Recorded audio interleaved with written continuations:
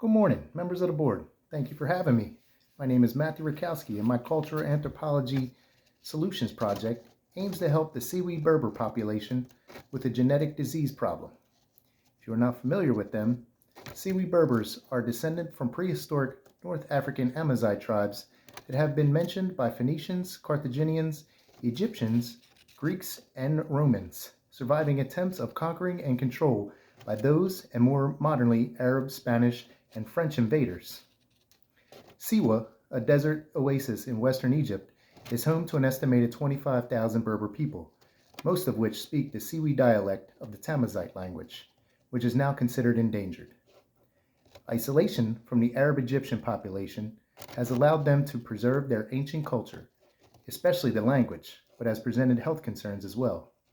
They have adopted Arab and Muslim patrilineal traditions such as marrying within the family and keeping women illiterate, which has perpetuated these genetic disorders.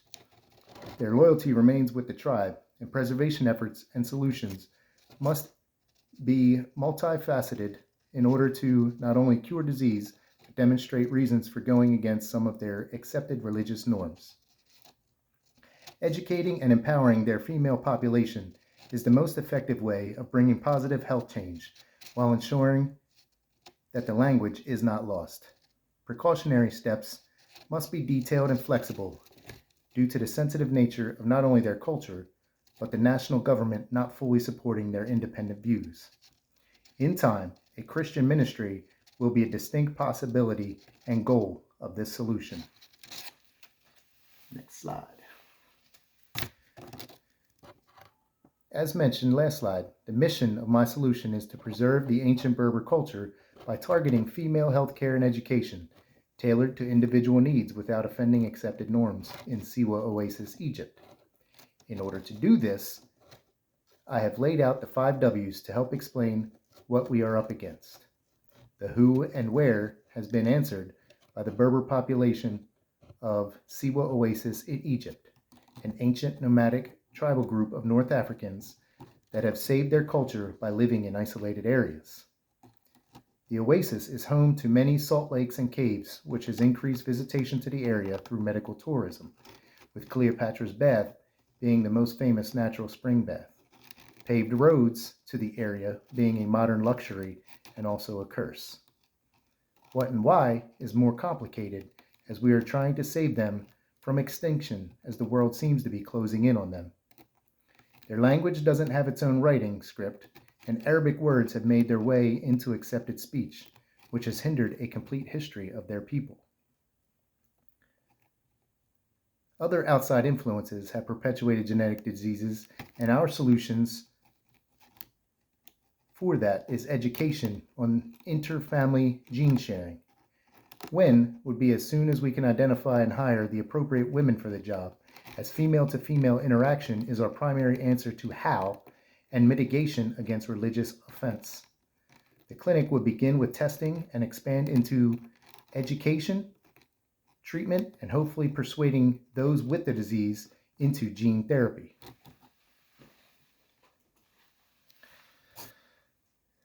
Sickle cell hematoglobinopathy, the most frequent of the hereditary anomalies of hemoglobin, occurs most commonly in individuals of African descent.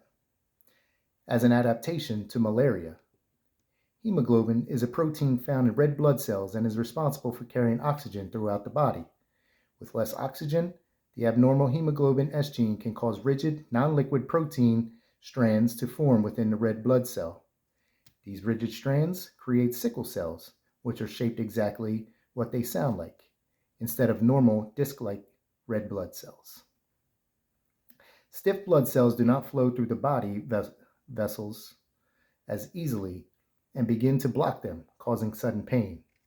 Untreated blockages like this will eventually lead to organs suffering hypoxia, low oxygen in tissues, and can cause serious damage or loss of function. If this happens to the brain, a stroke occurs. Normal red blood cells live about 90 to 120 days, but sickle cells last only 10 to 20. Low oxygen levels in the blood due to less red blood cells is called anemia and causes a loss of energy. Tribal practices of marrying within a certain group or family which have continued through Arab Muslim traditions, increase the chances of passing this disease on to the next generation. The abnormal hemoglobin S gene is a recessive gene, so it takes only one parent to be at least a carrier of the gene, but when a person receives it from both parents and has two hemoglobin S genes, the disease is called sickle cell anemia. This is the most common and often most severe type of sickle cell disease. In a recent study of school children in Siwa Oasis, 18% of the total population screened had sickle cell, with 6% having sickle cell disease. Along the Nile Valley in the east, the hemoglobin S gene is almost non-existent.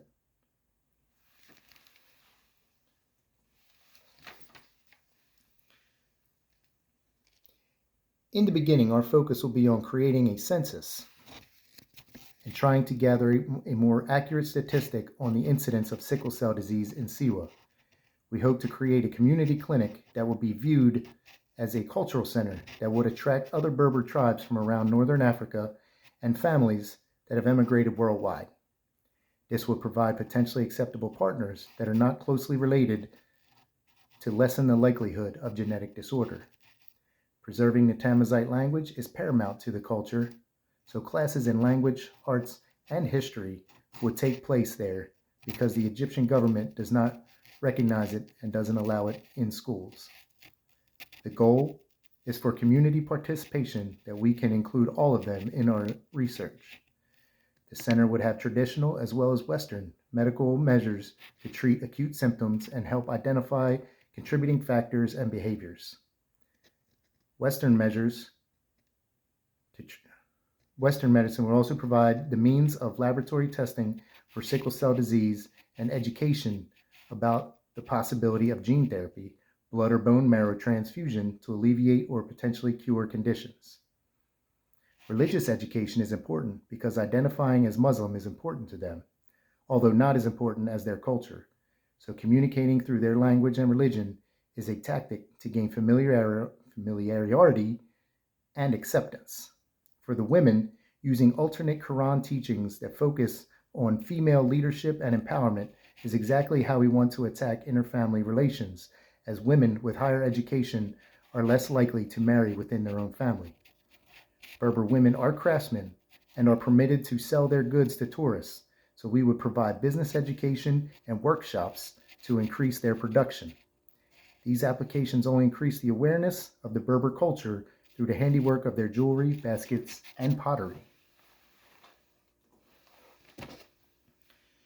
The purpose of the health clinic is to treat signs and symptoms of disease, more specifically, sickle cell disease. For familiarity and comfort reasons, we want to provide traditional means of treatment. Midwives and herbalists will be on staff and available to go out into the community to provide their services. Western means of taking vital sign measurement and providing what we consider basic pharmaceuticals will be offered for those willing to receive them. Intravenous and oxygen supplementation therapies will be commonplace and included in education practices, especially for younger girls to encourage medical careers. Gene replacement starts with scientists creating a new working copy of a malfunctioning gene. Then the new gene is placed inside a vector, which is created by making changes to a naturally occurring virus. A virus is selected as a vector because of its ability to enter into cells. Adeno-associated virus is commonly used because it is not known to cause sickness in people. For the carriers, we would also provide services such as hemoglobin count tracking and blood or bone marrow transplantation. Transparency is vital to our mission, so keeping people informed of their health improvements or deterioration will be important in order to maintain trust.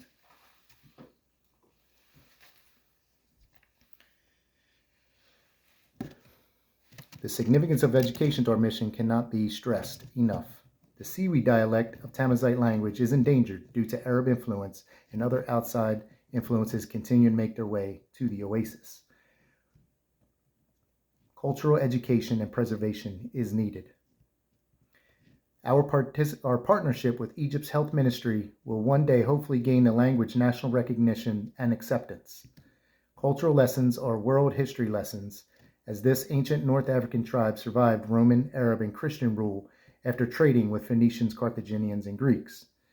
Getting educated on cultural risk factors is the primary step in stopping and correcting them. Knowledge of Muslim acceptance of consanguinity, preserving genetic disorders that African descent increases the likelihood of, should make one reconsider the practice. Further knowledge that marrying your first cousin means 12.5% of shared genes and increased likelihood of genetic disorder could make someone want to continue studying genetics or science. Islam is a prominent source of personal identification, so utilization is key for education against these norms, and a scholar in alternate Quran teachings that show women in leadership positions encourages further study. As a Christian designing this solution, parallels could be drawn and be used to focus on Jesus as the teacher. He was sent to live in Egypt for protection from King Herod as a child. Now when they had departed, behold, an angel of the Lord appeared to Joseph in a dream and said, Rise, take the child and his mother and flee to Egypt, and remain there until I tell you, for Herod is about to search for the child to destroy him.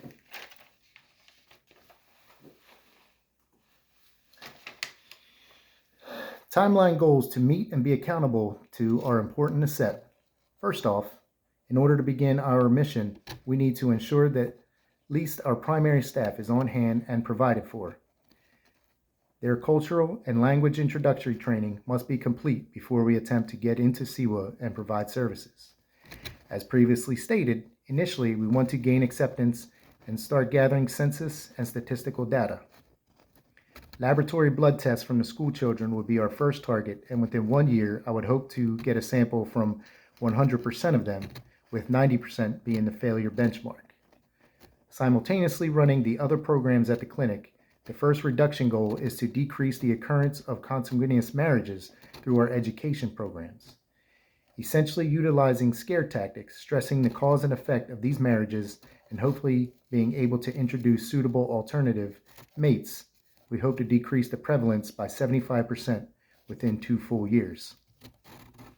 In Egypt, prevalence figures for these unions of marrying within the family has been reported as high as 55% in Upper Egypt, with estimates indicating that first cousin marriages are approximately 2/3 of all of those marriages.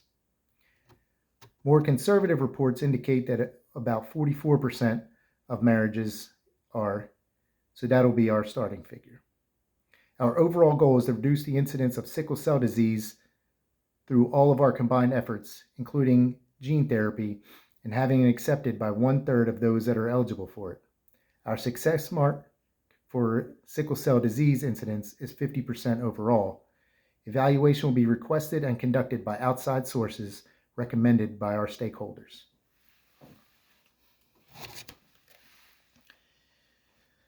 These ratios were described in the previous slide, but here I would like to draw your attention to the parallels within the program. As interfamily marriages decrease through educational service, sickle cell incidence also decreases from the birth rates.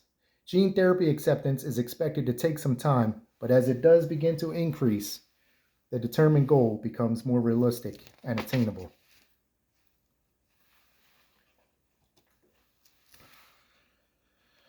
Through the startup assistance of Liberty Health Mission Board, we were able to further develop our plan, enabling us to secure larger grants that got us in the door with the Ministry of Health in Egypt. None of this would be possible without the initial investment, however. The U.S. Agency for International Development leads international development and humanitarian efforts to save lives, reduce poverty, strengthen democratic governance, and help people progress beyond assistance. They were really excited to learn about the ancient people that share ancestors with many of our own citizens. Through the support of the Islamic Relief United States donors, communities all around the world are given the tools they need to empower themselves toward healthy living.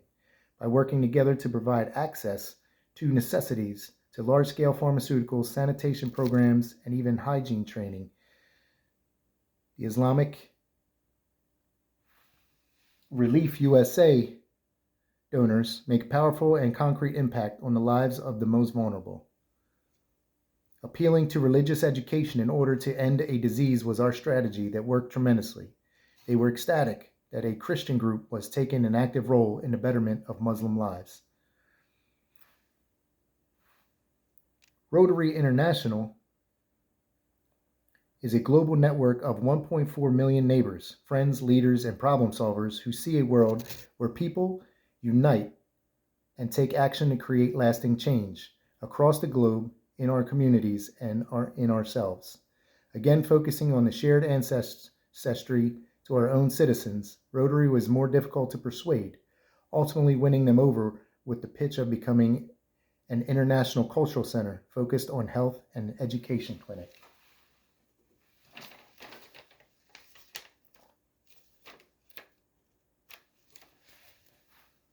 As stated, the Liberty Health Mission Board's initial investment allowed us to get in with the Ministry of Health in Egypt, and through historical persuasion, they agreed to fund one of our clinicians at a reasonable salary for Siwa Oasis. Other grant money from the previously mentioned organizations were also directly influenced by the freedoms that came with that initial money. Rotary, although the most difficult sale we had to make, wound up being the most generous, supplying over 40% of our startup funding. Operating initially as a census gathering and introductory team, clinic space was donated by the local military hospital after agreeing on service provisions. Tents and mud huts dominate the landscape, so living arrangements are inexpensive and readily available. Startup budgeting and sustainment budgeting are going to be very difficult. So we agreed that salary, medical equipment, and fees and licensing are going to be a majority of our expenses. The plan of incoming funds and remains the annual grant money minus Liberty Health money, mission, but expected sales from craft production cooperative will fill that void. Miscellaneous costs and marketing are deliberately overstated in this case of last-minute holiday ideas coming from employees or patients.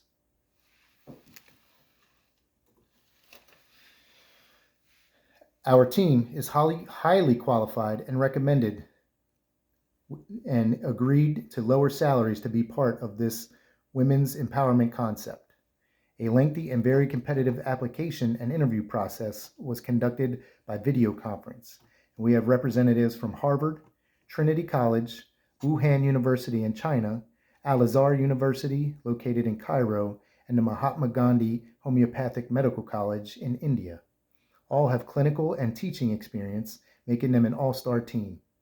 Miriam, as the supervisor, maintains accountability to stakeholders and is of Berber descent herself, as her sister Heba also.